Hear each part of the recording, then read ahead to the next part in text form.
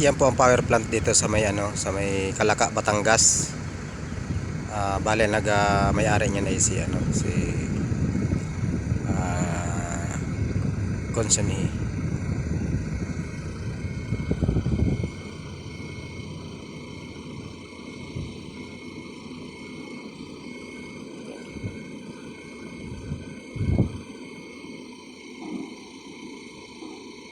Yan ang unit na ibababa ko dito.